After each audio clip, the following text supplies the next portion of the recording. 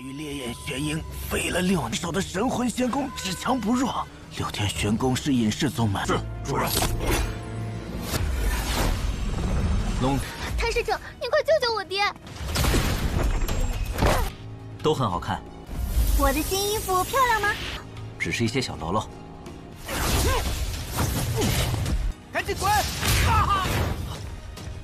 本小姐才不用。看看你，非得跟来。我踩了你们！ Halo guys, welcome back to Kobe Movie. Dan besok sudah hari kemerdekaan negara kita tercinta nih guys, 17 Agustus. Pada ikut lomba nggak nih? Kalau Mimin mah nggak bisa ikut lomba ya, fisiknya tuh terlalu lemah guys. Nanti ngikut tari tambang, malah Miminnya ketari pula. Nanti panjat pinang, nggak kepanjat-panjat pula. Hahaha. Ya, fisik Mimin kurang kuat lah intinya. Kalau kata para subscriber mungkin cupu lah ya. Gak apa-apa, diremen dulu. Siapa tahu cupu-cupu lalu dapat pil tingkat tinggi langsung jadi kuat ya kan. Aduh, kebaikan bayangan nih. Oke, Mimin bikin alur cerita Tongho aja deh. Di hari ini kita bakal masuk ke part 307 Nitian Jejun, Deo Pak Boy. Dan hari ini kita semua bakal melihat Sid hanya diremehkan oleh para senior dari Gerbang Suci. Dia bahkan hampir mau dihabisi guys. Masuk ke tempat baru, otomatis musuhnya juga baru semua nih. Mantap. Kalau berdasarkan part terakhir, kita semua sudah dikejutkan akan pernikahan Yu Qin dan Ruyan Chen yang sudah disetujui oleh dinasti Nankong. Jadi kemungkinan pernikahan mereka akan digelar sekitar sebulan lagi. Sementara Tan Yun bertemu dengan sosok musuh misterius yang menggunakan pedang Kaisar 6 abadi. Musuh itu sangatlah kuat, bahkan sudah dikeroyok sekalipun sama Tan Yun dan Ying Ying, itu tetap kesulitan guys. Dan wanita itu adalah anak buahnya Hun Tun Supreme. Sengaja dikirimkan ke dunia ini berinkarnasi kembali menjadi manusia demi mencari keberadaannya Tan Yun. Wah, apakah itu benar demikian? So maka dari itu kita langsung saja masuk ke intro ya guys. Hehehe. 手中的剑，正是6天仙帝的。 Anak buah yang ditinggalkan oleh sang reinkarnasi Dewa Kaisar Abadi itu langsung Tan Yun hipnotis menggunakan mata Dewa Hongmeng. Tentu dia bertanya-tanya siapakah mereka dan apa tujuan mereka datang ke sekte Long Yun ini. Musuh tersebut mengaku kalau dia adalah murid dari Istana Keenam Langit. Dan wanita yang kabur kemarin merupakan tuan putri mereka. Nah, tujuan mereka datang ke sini yaitu pengen menguasai sekte-sekte kecil di daerah ini. Tan Yun juga ingin tahu dapat dari manakah pedang milik tuan putri mereka dan seberapa kuatkah Istana Keenam Langit ini. Jadi tuan putri mereka sebenarnya adalah anak dari ketua istana. Dan pedang 6 langit yang digunakan olehnya itu adalah pemberian langsung dari sang ketua istana. Nah, istana 6 langit mereka ini lebih kuat daripada istana Dewa Jiwa guys. Bahkan katanya sih tidak lebih lemah daripada ketiga sekte kuno. Berarti hampir sebanding dengan sekte Huangfu. Tuan Putri juga berhasil menaklukkan elang api hitam dan membawanya terbang selama 6 tahun untuk mencapai ke pegunungan Tianfa ini. Tentu Tan Yun jadi bingung. 驾驭烈焰玄鹰，废了6年手的神魂仙功，只强不弱。6天玄功是隐世宗门。 Berarti ketua istana mereka secara terang-terangan berani melanggar hukum dengan mengatur para muridnya untuk mencari dan membantai seseorang di benua Tianfa ini. Nah, kira-kira siapa yang diincar gitu ya kan? Jadi guys, ketua istana mereka sedari 3000 tahun yang lalu sudah memerintahkan semua muridnya untuk mencari orang yang bisa menggunakan formasi pedang pembantai Dewa Hongmeng, yang tidak lain itu adalah Tan Yun. Mendengar kalau dialah yang dicari, membuat Tan Yun langsung kesal dan menghabisi murid tersebut. Nah, dari situlah Tan Yun juga tahu Ternyata sang ketua Istana Enam Langit lah yang merupakan reinkarnasi dari Dewa Kaisar Enam Abadi, bukan anaknya guys. Dia sudah mencari Tan Yun selama 3000 tahun dan sekarang sudah mencapai ke benua Tianfa. Udah makin dekat aja nih. Tidak lama dari itu, Kera Iblis dan Tathobu sudah kembali. Tapi sayang, mereka gagal mengejar si Elang Api Hitam. Si Tuan Putri juga berhasil kabur. Tan Yun tidak heran, karena memang Elang Api Hitam sangat cepat terbangnya guys. Tapi itu juga membuat Tan Yun jadi waspada, karena waktu sudah tidak banyak lagi. Paling cepat 10 tahunan, paling lama itu 100 tahun. Istana Enam Langit itu pasti akan datang kembali. Ketua Long pun muncul dan berterima kasih, karena jikalau tanpa Tan Yun yang tidak datang hari ini, maka sekte Longnya sudah dipastikan hancur. Jadi Ketua Long meminta pertolongan si Tan Yun untuk membicarakan hal ini kepada Ketua Tan Tai. Semoga aja Ketua Tan Tai bisa mengirimkan orang yang kuat untuk menjaga sekte Long Yunnya. Tentu saja dong. Tan Yun berjanji akan mengutus orang untuk melindungi sektenya. Tapi tiba-tiba Ketua Long terjatuh pingsan. Berdasarkan penglihatan Tan Yun, sang ketua sudah mengalami luka yang cukup parah. Dia harus mengkonsumsi pil Master Roh tertinggi selama 100 hari baru bisa sembuh sepenuhnya. Tapi sekte Long tidak memiliki pil sebagus itu.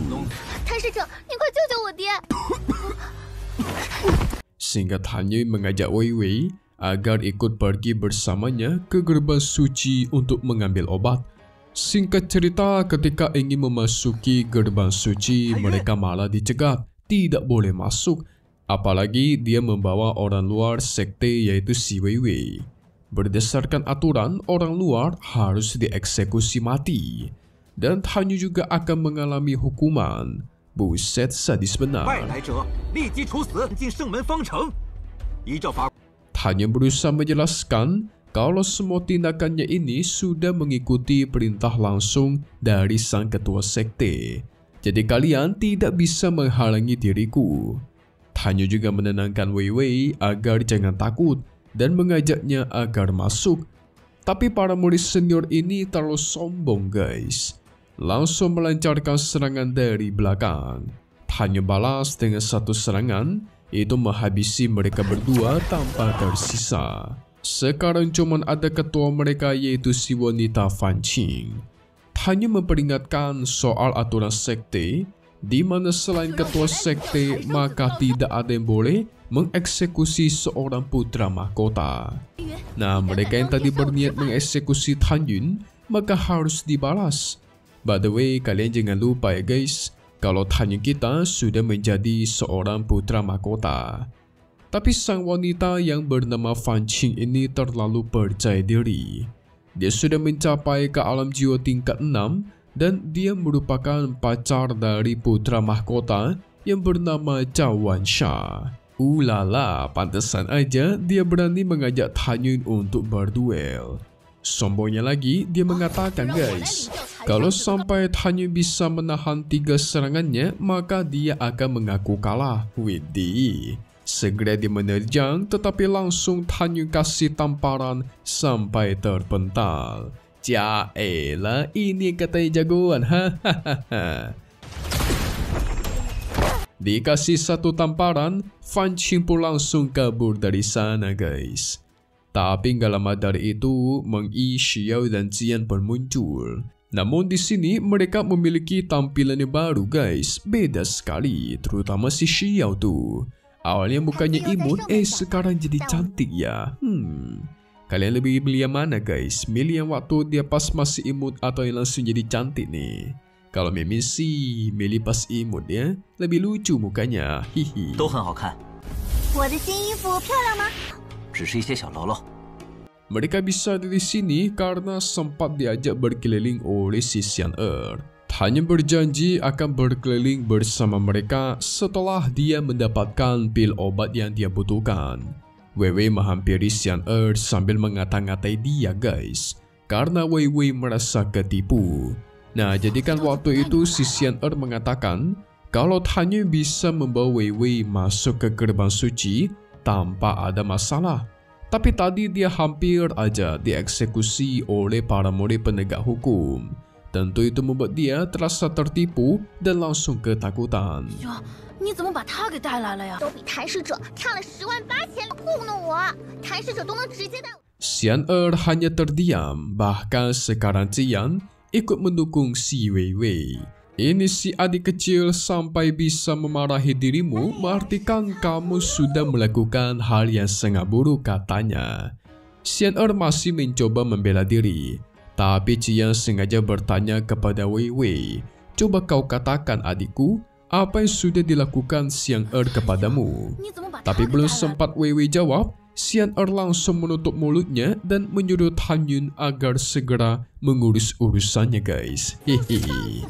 Dan Cian pun menertawai dirinya yang sangat lucu. 你口中的谭使，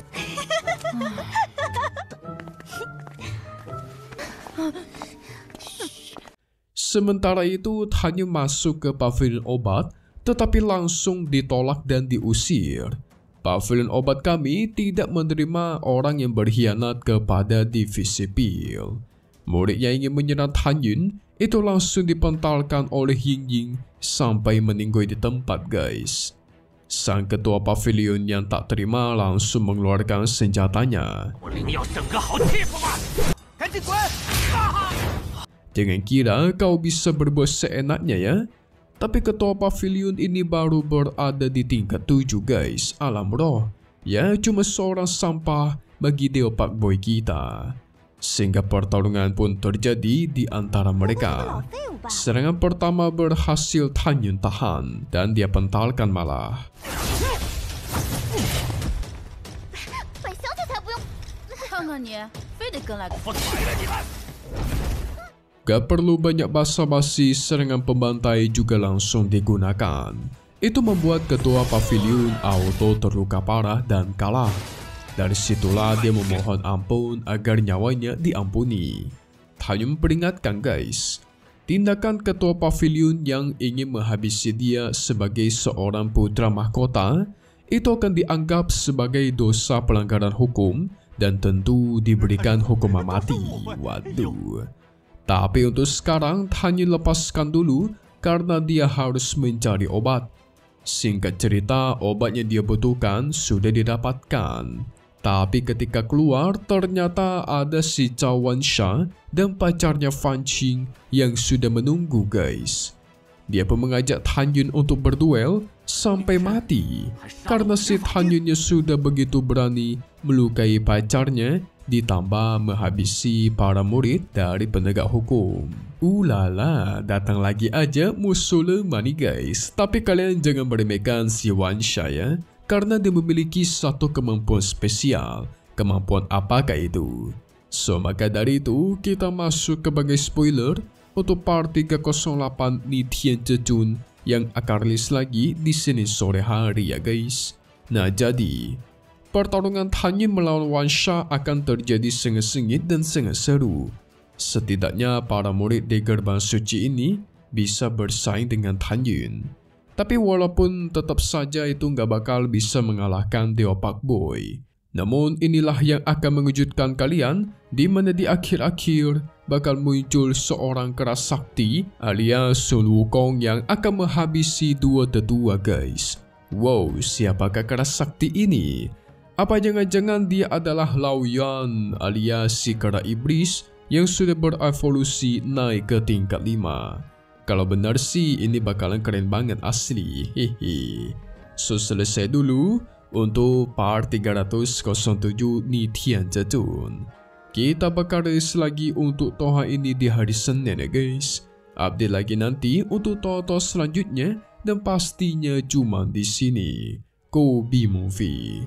Thank you buat kalian semua nonton dan selalu support channel Mimin. Semoga kalian semua sehat selalu ya.